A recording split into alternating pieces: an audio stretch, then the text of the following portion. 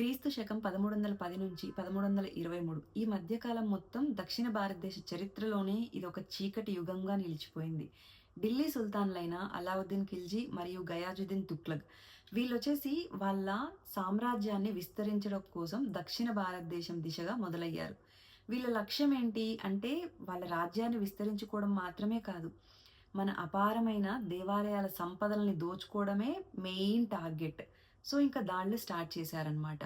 ఇక్కడ మాలిక్ కాఫూర్ దండయాత్ర జరిగిన తర్వాత 1323లో ఈ గయాజుద్దీన్ తుగ్లక్ కొడుకైన ఉలుగ్ ఖాన్ వచ్చేసి శ్రీరంగం పైన దాడి చేశాడు. వీళ్ళేంటి అంటే రాజ్యాన్ని జయించడం కాదు, అక్కడ ఉన్న సనాతన ధర్మానికి మూలాలైన ఆలయాల్ని ధ్వంసం చేయడమే వీళ్ళ ప్రధాన లక్ష్యం. అయితే ఇన్ని దాడులను తట్టుకొని ఈ రోజుటికి శ్రీరంగం అంత వైభవంగా ఉంది అంటే దీని వెనక ఎన్నో ప్రాణత్యాగాలున్నాయండి. సో, అదేంటి? అసలు ఏం జరిగింది? ఆ దాడులేంటి? అనే దాని గురించి ఈరోజు మనం మాట్లాడుకుందాం. వీడియో అయితే స్కిప్ చేయకుండా ఎండ్ వరకు చూడండి. వీడియో నచ్చినట్లయితే లైక్ చేసి షేర్ చేయండి. శ్రీరంగం అంటే కేవలం ఒక ఆలయం కాదండి. ఇదొక ఆధ్యాత్మిక నగరం. 156 ఎకరాలలో అసలు 7 ప్రాకారాలతో అలరారే ఈ ఆలయం అప్పట్లో ఏకంగా వైష్ణవానికే ప్రతిబింబుగా నిలిచింది. శ్రీమద్ రామానుజాచార్యులు ఏర్పరిచిన నియమాలతోనే ఈ ఆలయ నిధులు మొత్తం చాలా భక్తి శ్రద్ధలతో జరిగేవి. ఏకాంగులు అంటే సంసార బాధ్యతల్ని మొత్తం వదిలేసి ఓన్లీ వాళ్ళ జీవితాన్ని భగవంతునికే అంకితం చేసి బ్రహ్మచర్యం తీసుకున్న వాళ్ళనమాట. అంటే దేవుని రక్షణ కోసం, ఆలయాల రక్షణ కోసం వీళ్ళు ప్రాణాలనైనా త్యాగం చేయడానికి రెడీ. అయితే క్రీస్తు శకం 1323 సంవత్సరంలో ఆ రోజు ఒక పండగ సమయం అన్నమాట. శ్రీరంగనాథుని ఉత్సవ విగ్రహం మనకి కావలి నది తీరంలో ఆలయం వెలుపల ఉత్సవంలో జరుపుతుంది. ఆ టైంలో వీళ్ళకి ఈ తుగ్లక్ వాళ్ళు దండయాత్రకు వస్తున్నారు అని తెలుస్తుంది. ఆ టైంలో అక్కడ ఉన్న అర్చకులు, భక్తులు అందరూ టెన్షన్ పడిపోయి భయభ్రాంతులకు లోనవుతారు. అయితే అక్కడ ఆల్రెడీ ముస్లిం సైన్యం కన్ననూర్ కంప అనే ప్రాంతాన్ని ధ్వంసం చేసేసింది. ఆ క్లిష్ట సమయంలో వైష్ణవ లోకానికి దిశానిర్దేశం చేసిన వారొచ్చేసి పిల్లై లోకాచార్యులు గారు. అప్పటికే ఆయన వయసు 90 సంవత్సరాలు. భగవంతుని విగ్రహము అప్పట్లో శత్రువులకి చిక్కకుండా ఆయన ఇచ్చిన ఒక ఆలోచన ఉంది చూడండి. నిజంగా చాలా గొప్పతనమండి. అయితే వీళ్ళప్పుడు తీసుకున్న నిర్ణయాలేంటి అంటే, ఆ ఉత్సవ విగ్రహమైన నమ్మెరుమాల్ని పిల్లై లోకాచార్యులు గారు దక్షిణ దిశగా అడవుల్లోకి తీసుకెళ్ళిపోవాలన్నమాట. ఇంకా నెక్స్ట్ వచ్చేసి మూల విరాట్ విగ్రహం అన్నమాట. అయితే ఈ మూల విరాట్ విగ్రహం వచ్చేసి కదిలిచ్చలేము. అక్కడ ఇంకేం జేయాలి అంటే ఒక పెద్ద గోడను నిర్మిద్దామనేసి డిసైడ్ అయ్యారు. సో, శత్రువులు అసలు అక్కడ విగ్రహం ఉందని గూడా వాళ్ళకి తెలీదు గదా!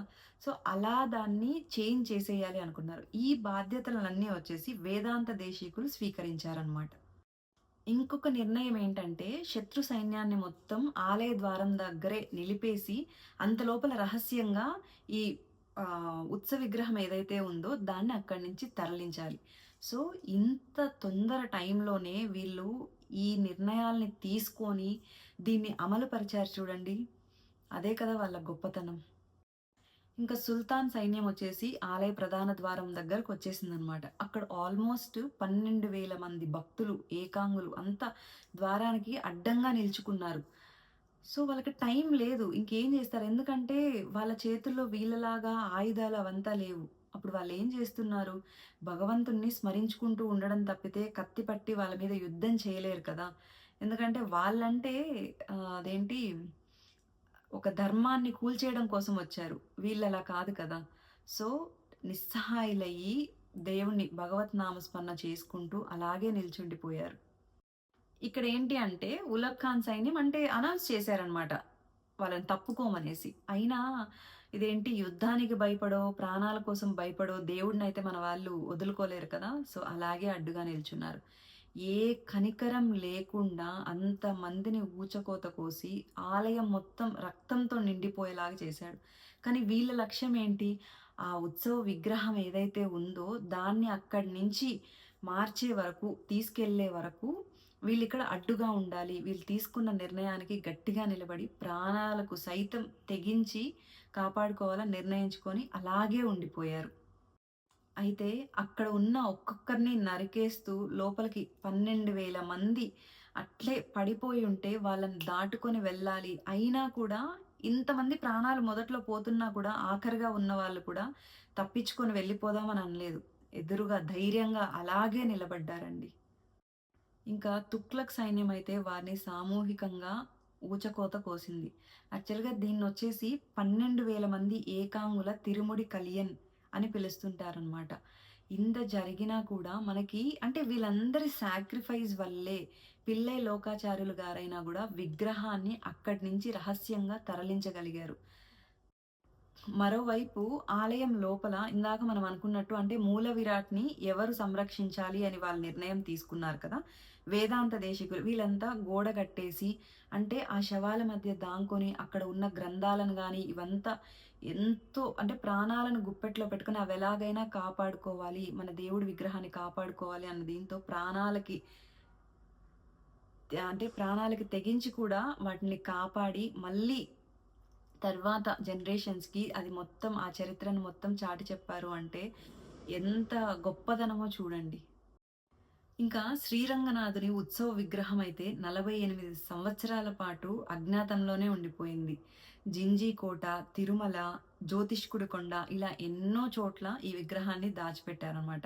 అయితే క్రీస్తు శకం 1371లో విజయనగర సామ్రాజ్య సేనానైన కుమార కంపన మదురై సుల్తాన్‌లని అంటే యుద్ధం చేసి గెలిచిన తర్వాత మదురైని అంటే తిరిగి స్వాధీనం చేసుకొని మళ్ళీ ఆ విగ్రహాన్ని పునఃప్రతిష్ఠించారు. ఈ 12,000 మంది ప్రాణత్యాగం లేకపోతే, ఈరోజు మనకసలు శ్రీరంగం ఆలయం అనేదే కనిపించుండేది కాదు. వాళ్ళు కేవలం అంటే దేవుడి యొక్క విగ్రహాన్ని కాపాడుకోవడం కోసమే ప్రాణాలు త్యాగం చేయలేదండి. మన సంస్కృతిని భావితరాలకి విశ్వాసాన్నివ్వడం కోసం ప్రాణాలకు సైతం వాళ్ళు త్యాగం చేసి మన సంస్కృతిని నిలబెట్టారు. ఇలా ఈ ఒక్క ఆలయమే కాదు, ఎన్నో ఆలయాల పైన భారీ దాడులు జరిగినా కూడా మళ్ళీ ధర్మం నిలబడింది అంటే అది మామూలు విషయం కాదు. అండ్ ఇదొక్క చరిత్రే కాదండి. ఇంకా ఎన్నో మరుగున పడిన చరిత్రలు చాలా ఉన్నాయి. ఇలాంటి వీడియోస్ కోసం ఇంట్రెస్ట్‌గా అనిపిస్తే కమెంట్ చేయండి. అండ్ శ్రీరంగం గురించి, ఈ హిస్టరీ గురించి మీకేమైనా తెలిసుంటే అండ్ శ్రీరంగం విజిట్ అయిన వాళ్ళు కూడా కమెంట్ చేయండి. వీడియో నచ్చినట్లయితే లైక్ చేసి షేర్ చేయండి. Thank you for watching the video.